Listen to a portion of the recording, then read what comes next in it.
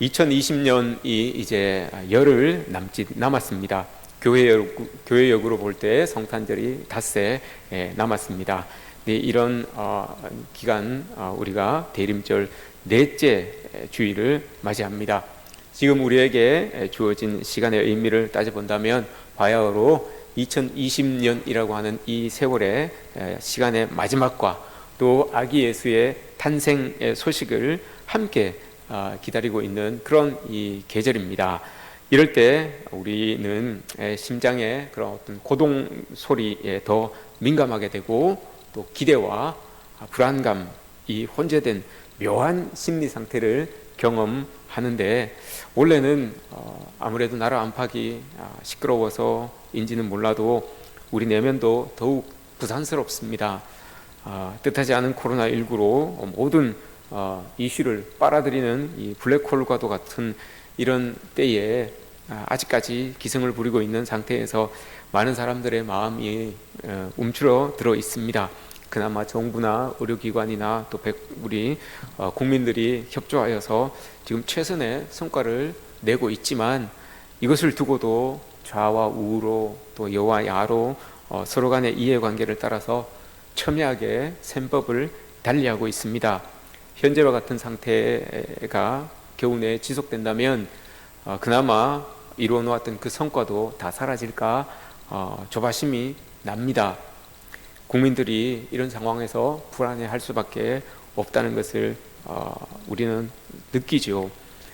그저 자기만의 그런 어떤 유익 앞에서는 소위 집단지성이라고 불리는 사람들도 또 인텔리라고 자청하는 사람들도 이 문제를 풀어가는 데 있어서 참 유능하지 못한 것을 우리가 느끼죠.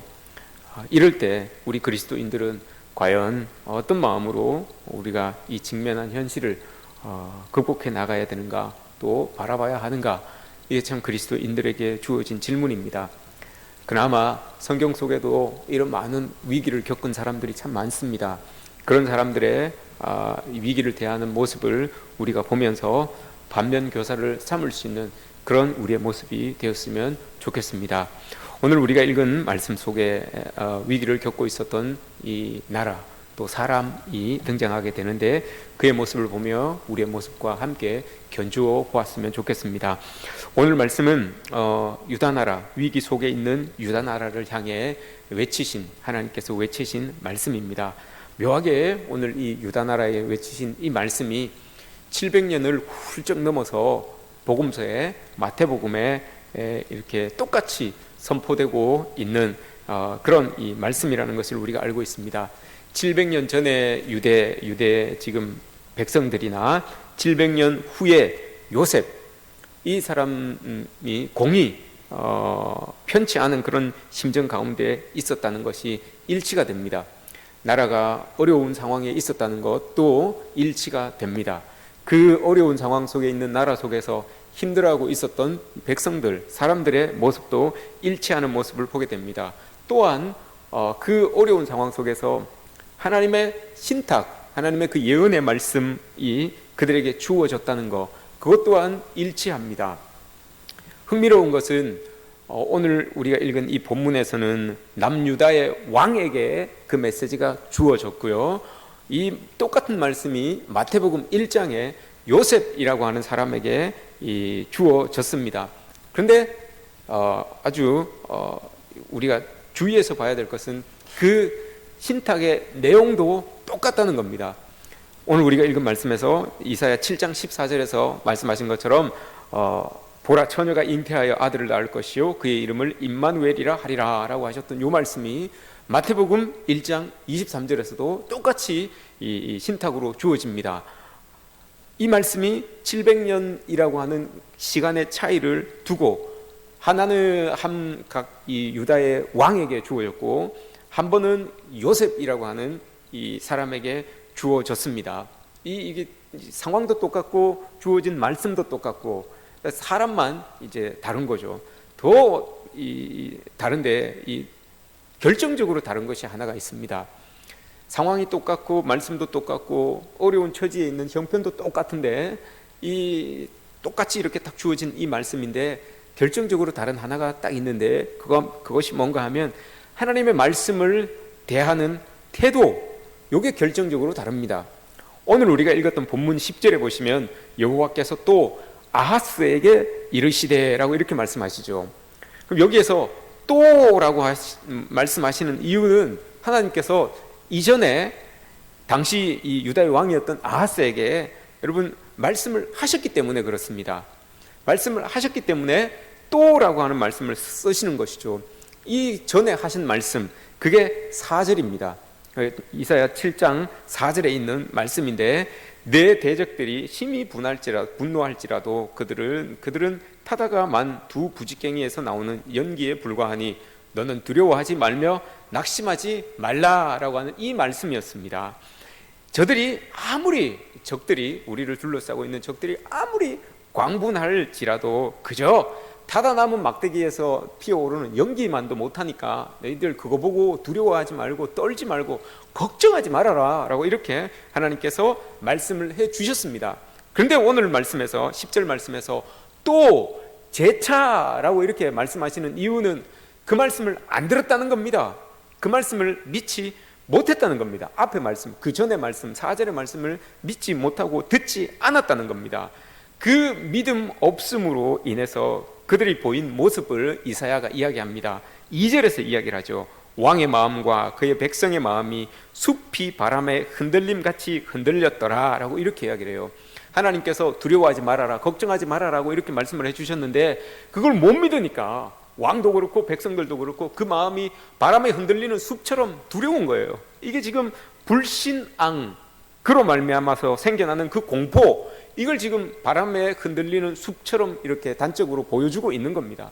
하나님께서 그렇게 믿어라 하고 이렇게 하셨는데 그걸 믿지 못하고 있으니, 불신앙이라고 하는 것이 있으니 그 불신앙이 나타나는 모습이 공포와 두려움이라는 거죠. 이걸 단적으로 이렇게 보여주고 있어요. 그래서 이사야가 7장 9절에서 우리가 읽진 않았지만 9절에서 뭐라고 이야기해요? 이 9절 말씀이 이사야 전체의 여러분 중요 메시지입니다. 이사야 전체 메시지가 이거예요. 9절 말씀이에요. 9절에서 뭐라고 하는가 하면, 만일 너희가 굳게 믿지 아니하면 너희는 굳게 서지 못하리라. 이게 이사야 전체의 여러분 중요 메시지입니다. 이걸 이사야가 아하스 왕에게 이야기하는 겁니다. 유다 백성에게 이야기하는 겁니다. 그렇게 너희들이 굳게 믿지 못하면 굳게 서지 못한다라고 이렇게 말씀을 해요.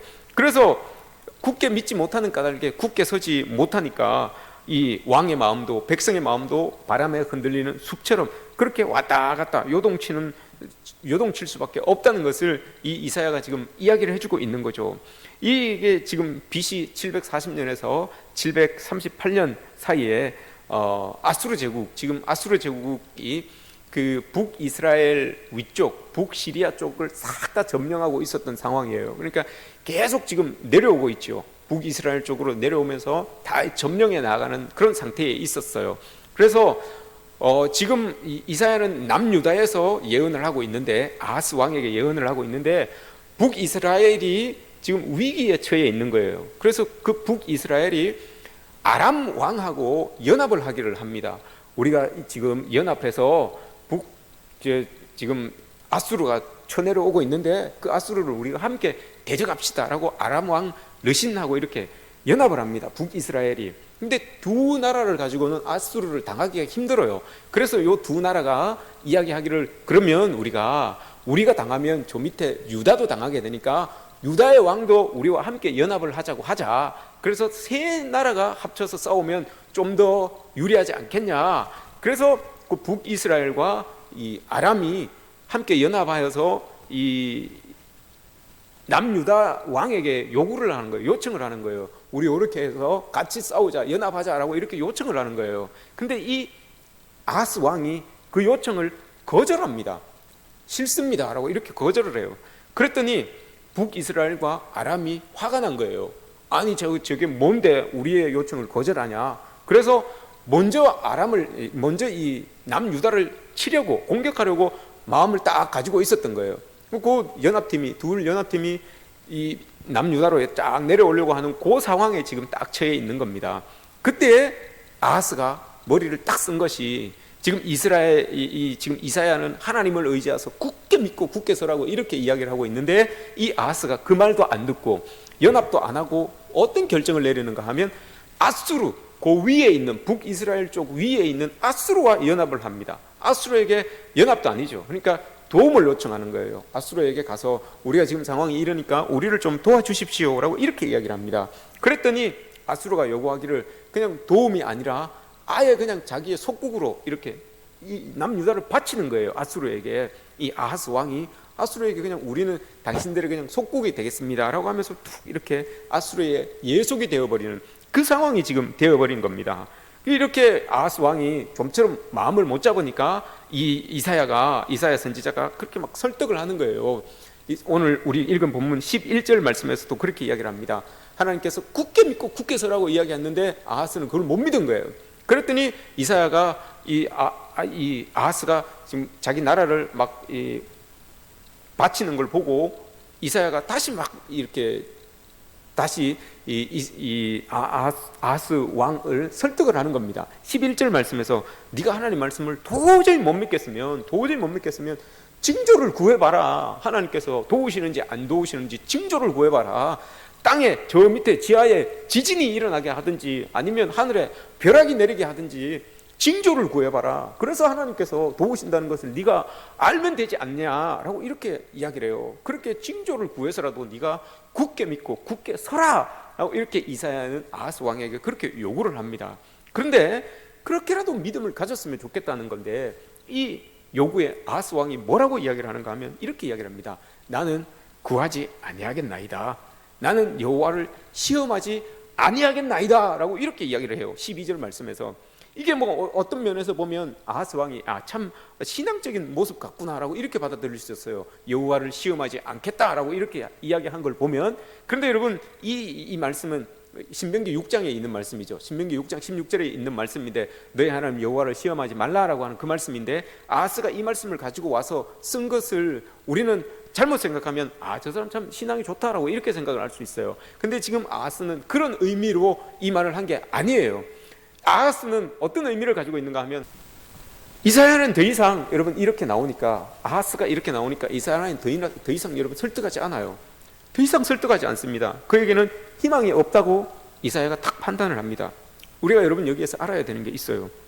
남유다가 여러분 멸망하는 것은, 남유다가 절망 속에 지금 있는 것은 여러분 같은 민족이면서 자기를 치려고 오는 그 북이스라엘 때문에 절망하는 게 아니에요. 뭐 아수르가 힘이 있어서 여러분 그 아수르 때문에 이 지금 남유다가 절망 속에 빠져 있는 것도 아닙니다. 여러분 뭐 아람 족속들이 쳐들어오니까 그것 때문에 여러분 이 남유다가 지금 절망 속에 빠져 있는 게 아닙니다. 여러분 믿음이 없는 사람, 하나님을 바라볼 수 있는 그 시선이 없는 사람, 그 사람이 여러분 왕으로 딱 있는 거, 이게 여러분 절망이에요. 남유다의 절망은 이거예요. 여러분 주변에 어떤 강대국들이 있어서 그들로 인하여서 주어지는 그 어려움 때문에 남유다가 절망 속에 있는 것이 아니라, 믿음이 없어서 하나님이 하시는 일을 볼 수 없는 사람이 머리 위에 딱 자리 앉고 있어서 모든 것들을 결정하는 것, 그게 여러분 남유다가 처해 있는 절망입니다. 그래서 이 사람은 그 믿음으로 바라보고 선택해야 할 그런 신앙적인 선택은 외면한 채 정치적인 선택을 행하게 되는 그런 아하스의 모습, 이게 여러분 남유다의 절망적인 상황이었습니다. 결국 그 선택으로 인해서 백성을 외세의 수탈에 내몰리게 만들고 자기 나라를 식민지로 예속시키는 그런 일이 일어나게 된 거죠. 아하스의 선택으로 인하여서 여러분 결정적인 일이 일어납니다. 하나님께서 제일 싫어하는 일이 일어나요. 그게 뭔가 하면 우상이에요. 우상이 아하스의 선택으로 인하여서 막 들어오기 시작합니다. 창궐하기 시작해요. 이사야가 그렇게 믿음에 굳게 서서 굳게 믿고 굳게 서라고 이야기하는 이유가 바로 그거예요. 하나님께서 제일 싫어하는 일이 일어날까 봐 그게 걱정이 되어서 굳게 믿고 굳게 서라고 그렇게 이야기를 했는데, 그걸 듣지 아니하고 그 경고를 무시하고 받아들이게 된 거예요. 그래서 이 유다 안에 이제 더 이상 이사야 선지자는 아하스에게 예언을 하지 않습니다. 선포하지 않아요. 그 이제 선포의 대상이 넘어갑니다. 이사야에게 아하스에게 하지 아니하고 유대 백성 통틀어서 유대 백성 전체를 향한 예언을 하기 시작합니다. 그 예언이 여러분 오늘 우리가 읽은 말씀이에요. 이사야가 말씀합니다. 이제는 아하스에게 이야기하지 않아요. 오늘 말씀에서 13절 말씀에서 이렇게 이야기합니다. 이사야가 이르되 다윗의 집이여 원하건대 들을지어다. 너희가 사람을 괴롭히고서 그것을 작은 일로 여겨 또 나의 하나님을 괴롭히려 하려느냐, 이렇게 이야기를 해요. 이제 다윗의 집이여 원하건대 너희들이 들어라. 왕이 듣지 않았으니 너희들이 이제 들어봐라 라고 이렇게 이제 이 모든 백성에게 그 믿음을 요구하는 이사야의 선포가 나오기 시작합니다. 하나님은 여러분 이렇게 촛대를 옮기십니다. 계속해서 타지 않는 촛대를 그냥 그 사람에게 계속 맡겨주지 않아요. 아하스에게 그렇게 이야기했음에도 불구하고 아하스가 듣지 않으니까 그 촛대를 이제는 옮겨버려요. 유대 백성에게로 다 옮겨버리는 것을 보게 되죠. 하나님은 불신앙까지 그렇게 설득하지 않으십니다. 몇 번 설득을 했는데도 듣지 않는데 그걸 어떡합니까? 그냥 그래서 두는 겁니다. 이 불신앙이, 이 아하스의 불신앙이 그냥 단지 한 사람만 괴롭힌 것이 아니라 하나님을 괴롭히는 그런 반역이기도 했다고 이렇게 지금 이사야가 이야기하고 있는 거예요. 한 사람이 하나님을 믿지 않는 그것이 단 한 사람의 신앙이 아니라 그 사람의 위치에서 봤을 때 하나님을 괴롭히는 반역과도 같은 것이다 라고 이렇게 이사야가 이야기를 하고 있는 거죠. 따라서 이사야의 예언은 이제 아하스가 아닌 다윗의 집을 향하여서 그 예언이 이루어지게 되는 겁니다. 그 예언이 오늘 7장 14절 말씀입니다. 보라, 처녀가 잉태하여 아들을 낳을 것이요 그 이름을 임마누엘이라 하리라. 우리가 여기에서 여러분 이사야의 그 희망이 700년 후에 그 땅으로 오실 예수 그리스도에게 딱 모아지고 있다는 것을 깨닫게 되는 거죠. 이사야의 희망은 예수 그리스도였어요. 이제 이 땅에서는 희망이 없어요. 다윗 백성에게, 다윗의 집 그 족속들에게도 이야기하지만 여러분 그 희망이 없어요. 그 희망이 언제 이루어질지 모르는 거예요. 언제 이루어질지 모르지만 그 믿음에 굳게 서면 그걸 언젠가는 서게 된다. 믿음 위에 굳게 설 수 있게 된다는 것을 이사야가 이야기한 거죠. 그 오랜 시간 그 희망은 계속 희망으로만 남는 거예요. 소망으로만 남는 거예요. 한 사람의 듣지 않음으로 인하여서 그 희망이 여러분 700년이나 쭉 밀려지게 되는 그런 일이 일어난 것이죠. 그 700년 동안 많은 예언이 있었고 했지만 그 유다는 결국 이 예언이 딱 있고 나서 7장 14절의 예언이 있고 난 다음에 유다는 여러분 멸망합니다. 그렇게 유다는 끝나요. 바벨론 포로로 끌려가고 장구한 세월이 흘러갑니다. 수많은 세대가 이 땅에서 울고 웃다가 빠른 속도로 시간이 다 지나갑니다. 역사 속으로 다 사라집니다. 유다의 암흑기도 여러분 다 지나갑니다. 그런 동안에 그리스가 이 땅에 들어오기도 하고 또 뭐 마카비 왕조가 이 땅에 들어오기도 하고 그렇게 수많은 시간들이 여러분 짓밟히면서 그 유다 땅이 짓밟히면서 그렇게 지나갑니다. 그렇게 700년이 훌쩍 지나갔습니다. 그 700년이 흐르고 난 다음에 어느 날 이제 새로운 무대가 쫙 열리기 시작합니다. 그 새 무대에 새로운 배역들이 쫙 올라오기 시작하는데 요셉이라고 하는 이 사람이 딱 등장을 합니다. 그리고 마리아라고 하는 그 앳된 처녀가 또 이렇게 그 무대 위로 이렇게 쫙 올라오는 것을 보게 됩니다. 그런데 그 무대 위에 서 있는 요셉의 표정을 보니까 이게 표정이 별로 좋지 않아요. 마음이 별로 편하지 않은 것 같아요. 왜냐하면 자기와 결혼하고자 했던 여인이 잉태했다는 소식이 들려오는 거예요. 결혼도 아직 하지 않았는데 벌써 이 처녀라고 하는 여인이 잉태했다는 소리가 들려오는 거예요. 그러니 마음이 편하겠습니까? 마태복음에 나오죠. 1장에 18절에서 나옵니다. 예수 그리스도의 나으심은 이러하니라. 그의 어머니 마리아가 요셉과 약혼하고 동거하기 전에 성령으로 잉태된 것이 나타났더니, 이렇게 이야기를 합니다. 여기에서 이야기하고 있는 그의 어머니 마리아, 이 마리아가 700년 전에 이사야 선지자가 이야기했던 보라 처녀가 잉태하여 아들을 낳을 것이요 라고 했던 그 처녀가 바로 오늘 이 마태복음 1장에서 700년 후에 등장하는 그 예수님의 어머니 마리아로 이렇게 등장을 하고 있는 겁니다. 그런데 그 처녀가 요셉과 정혼한 사이였는데 말이 처녀지 시간상으로 따져봤을 때 이 마리아는 12살에서 14살 정도밖에 되지 않았다고 해요. 이 소녀가 임신을 했다는 겁니다. 그러니 요셉이 여러분 얼마나 고민스러웠겠습니까? 무대 위에 딱 주인공으로 딱 등장한 것 같은데 이 얼굴이 여러분 영 편하지 않아요. 영 마음이 어지러운 것 같아요. 이 아내 될 사람이 임신을 했다고 하니 여러분 어떻겠습니까? 그래서 요셉이 고민 끝에 내린 결론을 이렇게 안타깝게 전합니다. 마태복음 1장 19절에서 그의 남편 요셉은 의로운 사람이라 그를 드러내지 아니하고 가만히 끊고자 하여. 참 우린 여기서 매우 인격적이고 사력 있고 또 신앙적으로 성숙한 한 남자의 모습을 볼 수가 있겠죠. 약혼녀의 임신 사실이 드러나게 되면 그 여인이 죽음을 맞이하게 됩니다. 생명이 위협을 느끼게 되죠. 그렇기 때문에 그것을 드러내지 않고 그냥 조용히 내선에서 다 관계를 정리하려고 하는 그런 사려 깊은 이 요셉의 모습을 볼 수가 있습니다. 그런데 20절 말씀에서 마태복음 1장 20절 말씀에서 이어지기를 이 일을 생각할 때 주의 사자가 현몽하여 이르되 다윗의 자손 요셉아 네 아내 마리아 데려오기를 무서워하지 말라 그에게 잉태된 자는 성령으로 된 것이라 하고 이렇게 꿈속에서 하나님의 말씀이 딱 들려지기 시작합니다. 사실 여러분 이 천사의 말을 요셉이 받아들이기가 쉽지 않아요. 처녀가 잉태한 것도 여러분 이 받아들이기 어려운데 거기에 더하여서 성령으로 잉태된 아이다라고 이렇게 이야기하니까 요셉은 아마 미칠 지경이었을 거예요. 이것도 받아들이기 힘든데 또 성령으로 낳았다고 또 이 천사가 꿈속에서 이야기를 하니 이거 뭐 어떻게 해야 되겠습니까? 우리도 여러분 신앙생활을 하다 보면 정말 우리의 이성 너머에서 하나님께서 이루어 가시는 그 구원의 신비를 가슴으로 받아들이지 못하면 이해되지 않는 것들이 참 많아요.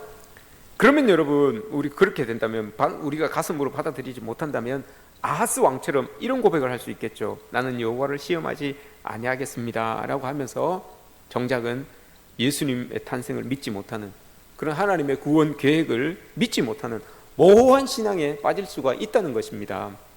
지금 요셉은 여러분 700년 전에 아하스가 받아들이지 못했던 그 믿음을 받아들일 것을 지금 요청당하고 있는 거예요. 아하스가 700년 전에 그 믿음을 받아들이지 못해서 그 희망이 그 소망이 700년이나 이렇게 미루어졌는데 네가 만약에 지금 이 시점에서 이 소망, 이 희망을 받아들이지 못하면 과연 어떻게 되겠느냐. 그러니 네가 이걸 받아들여라 라고 지금 요청을 하고 있는 거예요. 이 믿음을 요청하고 있는 거예요. 도저히 받아들일 수 없는 그런 상황이죠. 처녀가 잉태를 했어요. 그 잉태된 아이가 성령으로 잉태됐다고 해요. 이걸 어떻게 받아들일 수가 있겠습니까? 그런데 그걸 요구하고 있는 거예요. 지금 받아들여야 된다. 네가 그 사실을 믿음으로 받아들여야 된다라고 이렇게 지금 요청을 당하고 있는 겁니다. 오늘 본문으로 여러분 다시 돌아와서 본다면 하나님이 아하스에게 너는 내 하나님 여호와께 한 징조를 구하되 깊은 데에서든지 높은 데에서든지 구하라 라고 이렇게 말씀하셨어요. 네가 믿음을 가지고 그걸 받아들여야 되니까 한번 시험해봐라. 징조를 한번 구해봐라. 지진을 일으켜서라도 네가 믿음이 생긴다면 그렇게 구해봐라. 천둥 번개가 치는 날벼락이 떨어지는 그런 일들이 일어나는 것으로 인하여서 네 믿음이 생긴다면 그렇게라도 한번 하나님께 요구해봐라 라고 이렇게 이야기를 해요. 그런데 여러분 그걸 거절하잖아요. 그래서 그걸 거절함으로 인하여서 그 믿음을 딱 받아들이지 않아요. 그 한 사람의 믿음 없음으로 인하여서 여러분 유다 전체가 끔찍한 심판을 되게 되는 것을 맞이하는 것을 보면서 우리는 정말 이사야 선지자가 왜 그렇게 분개했는지를 알 수가 있어요. 다시는 이제 네가 한 사람을 괴롭힌 것이 아니라 하나님을 괴롭힌 것이라고 막 이 13절에서 그렇게 분개하는 이유가 바로 이거죠. 한 사람의 믿음 받아들이지 않음으로 인하여서 모든 이 유다 백성이 치러야 되는 그 고통, 그 심판, 그걸 봤을 때 이사야가 분개하는 거예요.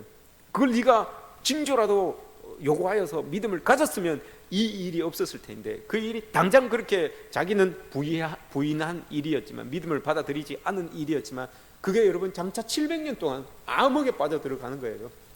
내 믿음 없음으로 인하여서 내가 믿음으로 행치 않음으로 인하여서 당장 한번 그렇게 믿음의 그런 사건을 받아들이지 않았는데 그게 무려 여러분 700년 동안 그 백성들을 괴롭히고 힘들게 하고 암흑으로 빠져들게 하는 그 일이 그 찰나의 순간에 일어난 거예요. 그래서 지금 이 요셉을 향하여서 요구하는 게 그거예요. 그 찰나의 순간에 일어났던 일로 인하여 700년의 암흑기를 겪었는데 너로 말미암아서 어떻게 되겠느냐? 이걸 지금 요구하고 있는 거죠. 그러니까 네가 도저히 믿기 어렵겠지만, 도저히 힘들겠지만 그걸 받아들이라고 지금 꿈에서도 계속 이야기하고 있는 거예요. 현실적으로 봤을 때는 이걸 받아들이면 이걸 받아들이면 자기도 참 엉뚱한 사람이 되는 거고, 마리아도 참 엉뚱한 사람이 되는 거잖아요.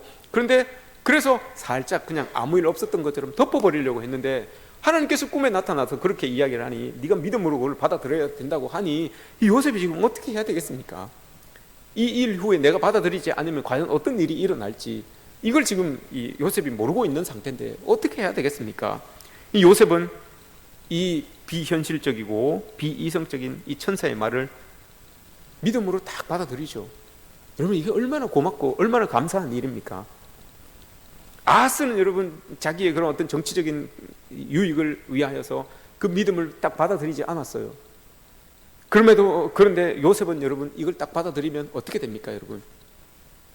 이걸 딱 받아들이면 이 요셉은 자기의 미래를 다 포기해야 되는 거예요. 이걸 딱 받아들이면 이 마리아는 이 신혼의 단꿈을 다 접어버려야 되는 거예요. 다 그냥 포기하고 살아가야 되는 겁니다. 나는 믿지 않겠습니다. 나는 하나님을, 여호와를 시험하지 않겠습니다 라고 이렇게 요셉이 딱 이야기를 했으면, 여러분 정말 예수님은 마리아의 태를 통해서 우리에게 올 수가 없었습니다. 더군다나 여러분 한번 이 마태복음의 말씀을 한번 여러분들이 잘 묵상해 보십시오.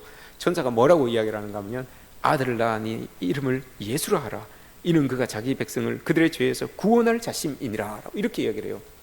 예수라 하라. 그 아이가 여러분 그냥 아이가 아니에요. 예수라고는 하나님이 우리를 구원하신다라고 하는 메시아로서의 아들이 자기 아내에게서 나는 거예요. 얼마나 여러분 부담스럽겠습니까? 그런데도 여러분 그 약속을 받아들여요. 믿음으로 받아들입니다. 그리고 여러분 그 다음 구절에 뭐라고 이야기합니까? 보라, 처녀가 잉태하여 아들을 낳을 것이요 그 이름을 임마누엘이라 하리라. 이렇게 이야기를 해요. 요셉의 아들이 될 그 아기에게 두 가지의 이름이 주어지는데, 첫 번째는 예수입니다. 여호수아, 히브리어로 예수 여호수아라고 하는 이름인데, 하나님이 구원하신다라는 그 의미를 가지고 있고요. 그 아이가 두 번째 이름을 또 가집니다. 그게 임마누엘이에요. 하나님이 우리와 함께 하신다. 그 아기로 오시는 예수, 하나님이 구원하신다라고 보내주신 그 예수가 우리와 함께 하시는 거예요. 마리아의 태를 통해서 오음으로 말미암아 우리와 함께 하시는 거예요. 그 태를 통하여서 오지 않으면 우리와 함께 하지 못하는 거예요. 그걸 요셉이 받아들여 줘야 되는 거예요. 믿음으로 받아들여 줘야지만 구원하시는 그분이 마리아의 태를 빌려서 이 땅에 오심으로 말미암아서 우리와 함께하여 주셔서 구원을 이루어 가시는 일이 일어날 수 있다는 거예요. 이게 마태복음이 이야기하는, 마태가 이야기하는 구원의 신비가 바로 이거예요. 하나님이 다 계획해 놓으셨지만 마리아의 태를 빌려주지 아니하시면, 요한이 그 가문을, 요셉이 그 가문을 빌려주지 않으면 하나님이 우리와 함께하지 못한다는 거, 그 구원의 은혜로서의 그 하나님이 우리와 함께하지 못한다는 거, 그걸 여러분 마태는 이야기하고 있는 거예요. 그래서 마리아의 태를 빌리기를 원하였고 요셉의 가문을 빌리기를 원하였던 이유가 바로 이거였어요. 그 예수라고 하는 이름을 가진 그 분이 마리아의 태를 빌려서 이 땅에 오셔야지만 우리와 함께 하셔서 그 구원을 이루어 갈 수 있기 때문에, 요셉의 가문을 빌어서 우리에게 오셔야지만 구원을 이루어 가실 수 있기 때문에 이 일이 지금 일어나고 있는 겁니다. 요셉이 여러분 결코 이게 쉬운 일이 아니에요. 그 믿음을 받아들인다는 게 이게 결코 여러분 기쁜 일이 아니에요. 여러분 왜 그렇습니까? 여러분 가깝게는 요셉과 마리아의 가정이 위태롭게 되는 겁니다. 아직 결혼도 안 했는데 처녀가 잉태했다고 한번 이야기를 해보십시오. 이건 사람들에게 알려지게 되면 여러분 이건 돌맞아 죽을 일이잖아요. 요셉의 가정이 지금 위태로운 거예요. 심지어 마리아의 목숨이 좀 위험한 상태에 빠지게 되는 겁니다. 장차는, 가깝게는 그렇지만 장차는 여러분 어떻게 됩니까? 요셉이 여러분 이 아들의 죽음을 십자가의 아래에서 봐야 되는 거예요. 그 비극을 자기가 맞아들여야 되는 거예요. 받아들여야 되는 겁니다. 그럼에도 요셉은 그 비극적인 결말을 맞아야 되는 그 아들을 자기의 가문 속으로 받아들이는 거예요. 이 아들의 비극적인 그 미래도 받아들였지만 여러분 이 아들과 함께 감당해 나가야 할 자신들의 험난한 미래까지도 다 받아들이는 거예요. 요셉이 잠에서 탁 깨어서 이제 일어났어요. 주의 사자가 분부대로, 주의 사자의 분부대로 행하여 마음에 탁 받아들인 거죠. 이제 내가 이거 받아들인다 마음을 탁 이제 잡았어요. 그리고 아내를 데려왔어요. 그리고 아들을 낳기까지 동침하지 아니하였어요. 그리고 아이가 낳는데 예수라고 하는 아이가 탁 나왔어요. 꿈에서 이야기한 대로 그 예수라는 아이가 탁 나왔어요.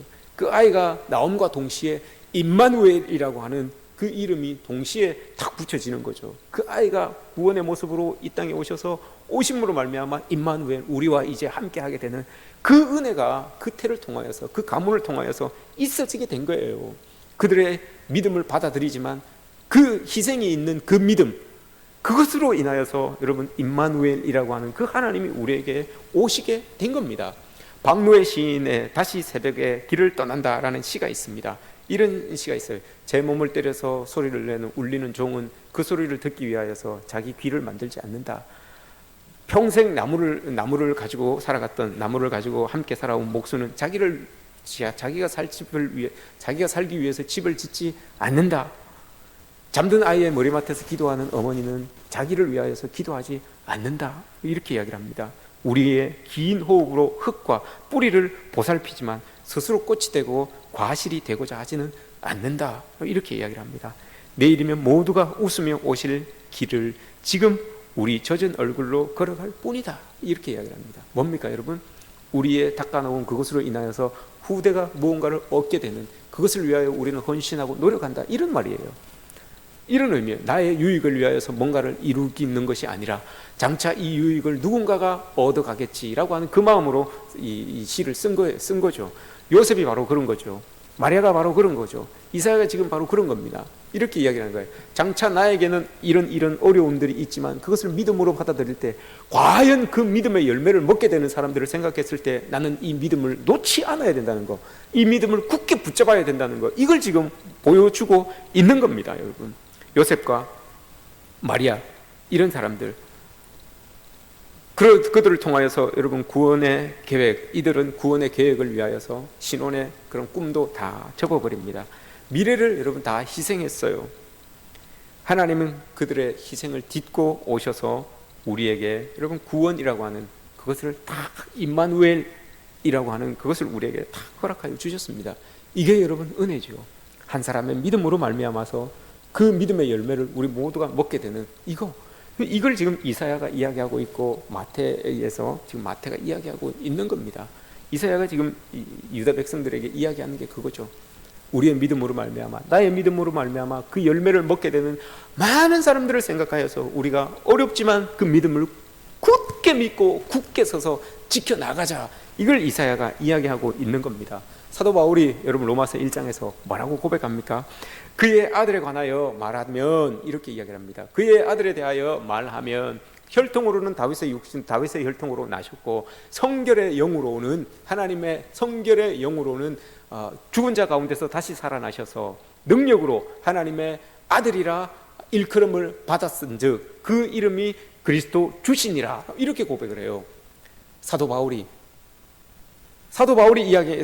그렇게 고백한 것은 이사야의 예언대로 다윗의 집을 통하여서 나신 분, 그러나 그분은 혈통으로 나신 것이 아니라 성결의 영으로 힘입어서 이 땅에 오셨고 십자가에 죽으심을 당하셨고 그 죽음에서 부활하셔서 우리의 임마누엘이 되어 주셨다는 것을 사도 바울이 고백하는 거예요. 그리고는 사도 바울이 로마서 1장에서 1절에서 고백하기를 나는 그 예수 그리스도를 증거하기 위하여서 사도된 종이다 라고 이렇게 이야기를 해요. 예수 그리스도께서 임마누엘 하셔서 우리에게 오신 그것을 증거하기 위하여서 나는 그리스도의 종이 되었다라고 이렇게 이야기를 하죠. 부름을 받았다라고 이렇게 이야기를 하는 겁니다. 그렇게 자신을 버리고 희생시켜서 임마누엘을 꽃피워준 그 사람들, 요셉 같은 사람들, 마리아 같은 사람들, 예수님 같은 사람들, 바울 같은 사람들, 이런 사람들을 하나님께서는 찾고 계시는 거죠. 아하스에게 여러분 이런 사람이 되기를 원하였는데, 이런 사람이 되어주기를 원하였는데 아하스가 그걸 안 했어요. 그래서 여러분 그 700년의 암흑기가, 700년의 그 고통스러운 시간이 온 거예요. 그걸 알기 때문에 사도 바울은 그걸 고백하면서 나는 임마누엘 하나님을, 임마누엘 예수 그리스도를 증거하는 그 그리스도의 종으로 이렇게 살아간다, 부름받은 종으로 살아간다라고 이렇게 고백하죠. 요셉도 그렇습니다. 마리아도 그렇습니다. 자기의 희생이 없었으면, 그 믿음을 받아들이지 못했다면, 희생하여 그 믿음을 받아들이지 못했다면 임마누엘이라고 하시는 그 은혜가 여러분 우리에게 없었다는 것을 여러분 우리는 꼭 기억해야 됩니다. 오늘도 여러분 우리 모두가 그런 사람이 될 수 있어야만 됩니다. 나를 희생하여서, 나의 것을 좀 내려놓음으로 인하여서 나의 미래와 현실을 희생시켜서 나를 통해 메시아가 이 땅에 오게 하고 그분을 증언하는 사람, 그렇게 임마누엘을 탁 드러낼 수 있는 그런 사람, 굳게 믿고 굳게 서서 임마누엘을 꽃피울 수 있는 그런 사람을 여러분 하나님께서 우리에게 원하고 계실 겁니다. 이 대림절이 다 지나고 나서 성탄의 아침이 딱 밝아올 때 여러분 우리 모두가 그런 사람이 되어 있기를 축복합니다. 여러분 모두가 다 굳게 믿고 굳게 서서 임마누엘을 딱 꽃피워줄 수 있는 그런 사람들이 여러분 이 대림절 기간 동안에 잘 준비되어서 성탄절 아침에 그 모습으로 하나님 앞에 예배할 수 있는 그런 저와 여러분들 되시기를 주님의 이름으로 축복합니다.